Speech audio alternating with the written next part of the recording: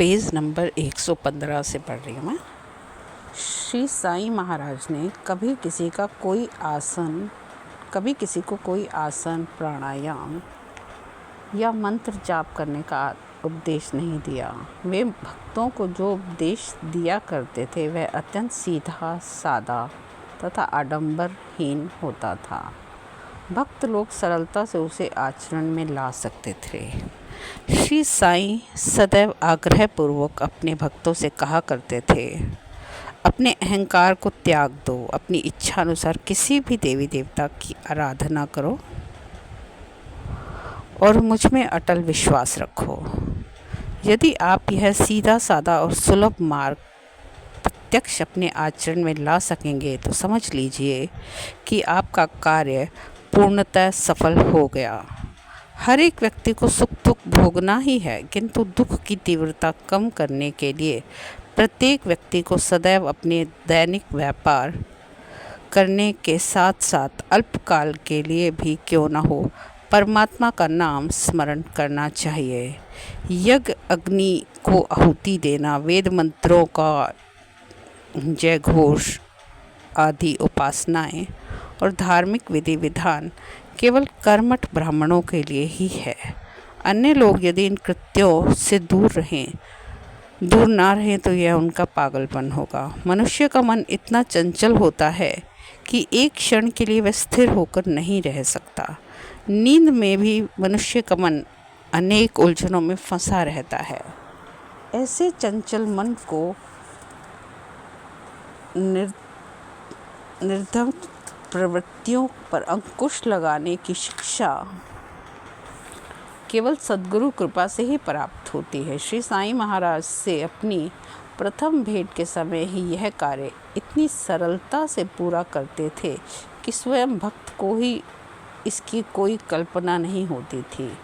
भक्त के मन से भय का अस्तित्व समूल नष्ट कर उसे आध्यात्मिक ज्ञान की ऊंची भूमिका में ले जाने का कठिन कार्य श्री साईं महाराज बड़ी सरलता से संपादित करते थे। श्री साईं महाराज ने संसार त्याग कर संन्यास दीक्षा लेने का आग्रह कभी नहीं किया। इसके विपरीत वे आग्रहपूर्वक सदैव यही कहते थे कि हर एक व्यक्ति को चाहिए कि वह प्रपंच में रहकर भी अपने नित्य व्यवहार को सदैव की भांति संभालते हुए अपनी मानसिक उन्नति करने का प्रयत्न करे। ठाट बाट से रहने वाले लोगों को श्री साईं महाराज घृणा करते थे। सादे रहन सहन की वे सदा प्रशंसा करते थे। वे स्वयं एक बोरी के टुकड़े पर बैठा करते थे और सोने के लिए टाट के टुकड़े का उपयोग करते थे। अतः अंत समय तक श्री साईं महाराज एक पुरानी ईंट का गर्दन के नीचे तकिए की तरह उपयोग करते थे। वे अपने भक्तों का उचित सम्मान करते थे और हर एक भक्त की इच्छा अनुसार ही सेवा चाकरी करने का अवसर देते थे। कुछ भक्त पंखे से हवा करते, कुछ भक्त मिलकर भजन और गीत गाते थे। पूजा करते समय कुछ भक्त उनके हाथ पैर धोते थे और कुछ भक्त उन्हें गंध, पुष्प, चंदन इत्यादि सुगंधित वस्त्र अर्पित करते थे। पेज नंबर 117 है। यह साईं लीला अमृत।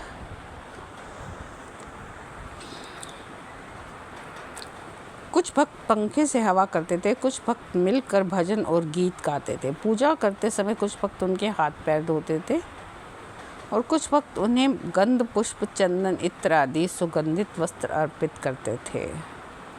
पूना, मुंबई की ओर के भक्त अनेक प्रकार के उत्तम मिष्ठान और पकवान प्रसाद के लिए ले आते थे। कुछ अन्य भक्त जिन्हें सदैव श्री बाबा का सानिध्य प्राप्त रहता था, वे उन्हें चिलम, पान और वस्तुएं अर्पण करते थे।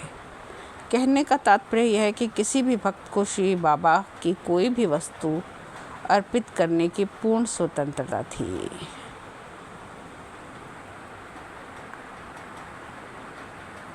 एक बार तात्या साहेब नूलकर के साथ आए हुए डॉक्टर पंडित नामक सज्जन ने श्री बाबा के एक भक्त श्री दादा भट्ट जी की पूजा की सामग्री में से चंदन निकालकर हाथ में लिया और श्री बाबा के भव्य ललाट पर 3 समानांतर रेखाएं खींचकर त्रिपुंड बनाया। इस पर श्री बाबा को रुष्ट ना देखकर सब भक्त लोग आश्चर्य में पड़ गए, क्योंकि श्री साईं महाराज किसी को भी अपने मस्तक पर चंदन का टीका लगाने की अनुमति नहीं देते। संध्या के समय दादा भट्ट जी ने सहज भाव से बाबा से प्रश्न किया, बाबा आपने डॉक्टर पंडित को मस्तक पर चंदन का टीका लगाने की अनुमति कैसे दी? श्री बाबा ने शांतिपूर्वक उत्तर दिया, अरे उस डॉक्टर ने मुझे अपना गुरु मान लिया। धोपेकर के रघुनाथ महाराज जो काका पुराणिक के नाम से विख्यात है, इसके गुरु हैं और यह डॉक्टर इसी प्रकार में चंदन का टीका लगाया करता है। कुछ समय पश्चात दादा भट्ट जी उठे और डॉक्टर पंडित से मिलकर उनसे उनके गुरु के विषय में पूछा। डॉक्टर साहब ने अपने गुरु का नाम वही बताया जो श्री बाबा ने बतलाया, और चंदन लगाने की उनकी पद्धति भी वही थी जो श्री साईं महाराज के मस्तक पर चंदन लगाते समय उन्होंने अपनाई थी।